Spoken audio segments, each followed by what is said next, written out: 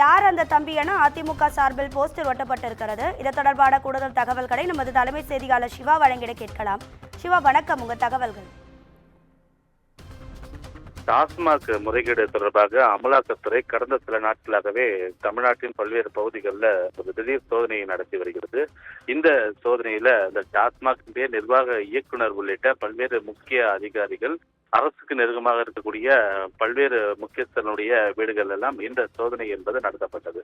அப்போது இந்த சோதனையின் போது ஒரு சில வாட்ஸ்அப் பதிவுகள் பிரிண்ட் எடுத்து கிழிக்கப்பட்ட நிலையில விசாகன் IAS அவருடைய இல்லத்திற்கு அருகே கிடந்ததை அமலாக்கத்துறையினர் கைப்பற்றியிருந்தார்கள். அதுல ஒரு குறிப்பிட்ட தகவல் எல்லாம் பகிரப்பட்டிருந்தன. அதுல தம்பி என்று யாரையோ ஒருவரிடம் பேசப்பட்டிருப்பதாகவும் தகவல் வெளியானது. இந்த நிலையில்தான் அதிமுக இதனை கையில் எடுத்து யார் அந்த தம்பி என்று தமிழ்நாடு முழுவதும் போஸ்டர் ஒட்டி அதில் இருக்கக்கூடிய உண்மையை வெளிக்கொண்டு வர வேண்டும்.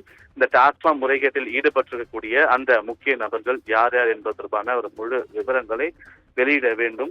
எனவே அமலாக்கத்துறை மேற்கொள்ளக்கூடிய இந்த சோதனை என்பது மிகவும் முக்கியத்துவம் வாய்ந்த ஒன்று. எனவே இந்த டாஸ்மாக் முறைகேடு 1000 கோடி ரூபாய் மட்டுமல்ல, இதுல சுமார் 40,000 கோடி ரூபாய்க்கு மேல் இதுல முறைகேடு நடந்திருக்கிறது என்று அதிமுக தொடர்ந்து தெரிவித்து வரக்கூடிய நிலையில இதுல ஒவ்வொரு நாளும் பல்வேறு முக்கிய நபர்கள் சிக்குவதும், அந்த நபர்களுடைய வீடுகளில் சோதனை நடத்தப்படுவதும், அவர்கள் அரசியல் ரீதியாக முக்கியஸ்தர்களுடன் தொடர்பில் இருப்பதும், பேச்சுவார்த்தையில் ஈடுபடுவதும் என தொடர்கதையாகி வருகிறது. அந்த அடிப்படையிலேயே அந்த வாட்ஸ்அப் பதிவில் யாரோ ஒரு தம்பியிடம் பேசியிருந்த அந்த பதிவுகளுடைய அடிப்படையில விசாரணை மேற்கொண்டு வரக்கூடிய நிலையில அமலாக்கத்துறை விசாரணை மேற்கொண்டு வருகிறது. இதனைதான் அதிமுக தற்போது கையில் எடுத்து யார் அந்த தம்பி என்ற போஸ்டரை தமிழ்நாடு முழுவதும் ஒட்டி இதற்கு ஒரு தீர்வு கிடைக்க வேண்டும் என்று அந்த போஸ்டர்ல குறிப்பிட்டிருக்கின்றார்கள். ராதிகா,